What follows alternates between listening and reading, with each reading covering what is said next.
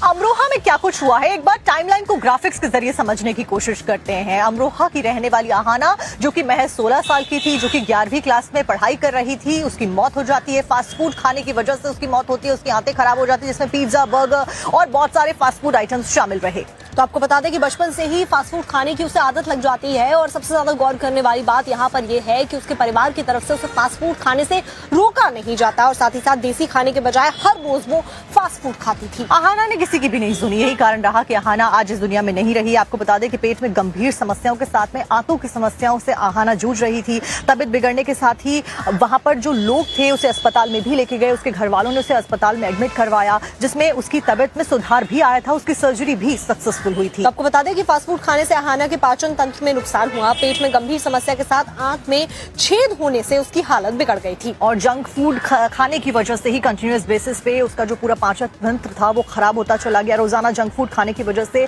स्वास्थ्य संबंधित जो समस्याएं थी वो और भी ज्यादा गंभीर होती गई। ये डॉक्टर्स का कहना है और यही कारण है कि अब एक बड़ी समस्या आज के युवा के सामने खड़ी हो गई है, जो हम उठा रहे हैं। तो ऐसे में एम्स में उसे पहले भर्ती भी कराया जाता है, जहां ये उम्मीद लगाई जाती है कि आहाना की सेहत में सुधार होगा, क्योंकि उसकी आंतों में इन्फेक्शन फैल चुका था। लेकिन ऐसा होता नहीं है और आहाना इस दुनिया को छोड़कर चली जाती है। बड़ी बात यह कि आहाना की जो तबीयत थी वो सुधरी भी थी, लेकिन बाद में जब उसे डिस्चार्ज कर दिया गया, आखिर में अचानक से हार्ट फेलियर की वजह से आहाना ने दम तोड़ दिया। एक रिपोर्ट आपको ग्राउंड से दिखाते हैं।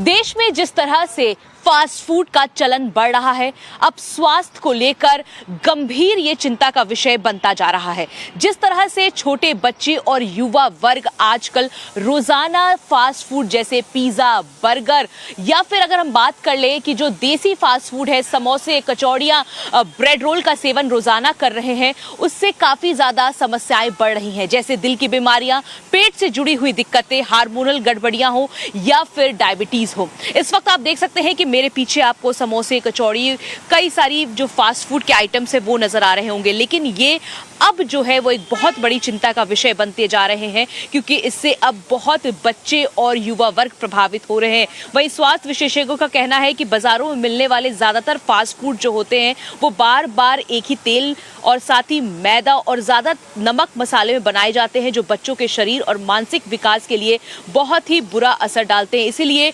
डॉक्टर्स लगातार ये सलाह देते हैं पेरेंट्स को कि बच्चों को जो है वो संतुलित आहार दिया जाए, जिससे भविष्य में उन्हें किसी भी तरह की कोई समस्या ना हो। लेकिन फिलहाल जिस तरह के मामले आते हैं कि बच्चों के पेट बहुत ज्यादा खराब होते हैं, बच्चे जो है वो मोटे होते जा रहे हैं, डायबिटीज और दिल की जुड़ी हुई बीमारियां बच्चों में हो रही हैं।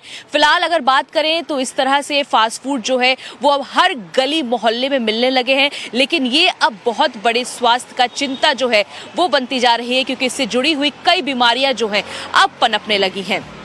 कैमरा पर्सन सत्येंद्र के साथ भावना किशोर, टाइम्स भारत के लिए।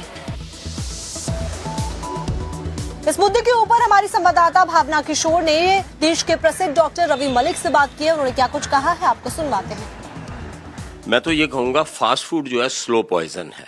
फास्ट फूड के अंदर कोई भी आपको न्यूट्रिशनल चीज़ नहीं होती है, या तो उसमें शुगर की क्वांटिटी ज़्यादा होती है, या उसके अंदर सॉल्ट ज़्यादा होता है, या रिफाइंड कार्बोहाइड्रेट्स होते हैं, या सैचुरेटेड फैट होते हैं। ये चारों चीज़ें हमारे शरीर को नुकसान पहुंचाती है। फास्ट फूड भी दो तरह के हैं, एक तो पिज़्ज़ा, बर्गर, मोमोज, और ये तो हैं ही फास्ट फूड, लेकिन हमारी इंडियन फास्ट फूड्स भी हैं, जैसे समोसे, कचौरी, भटूरे, ये सब भी फास्ट फूड है। इनका सेवन कम से कम मात्रा में होना चाहिए, नहीं तो ये बच्चों को ओबेसिटी भी कर देती हैं, और तमाम तरह की ओबेसिटी रिलेटेड प्रॉब्लम्स, चाहे वो हाई बीपी हो, चाहे हार्ट के ऊपर इफेक्ट हो, या चाहे वो गॉल ब्लैडर पे इफेक्ट हो, जितनी भी ओबेसिटी के इफेक्ट्स हैं वो सब आने शुरू हो जाते हैं।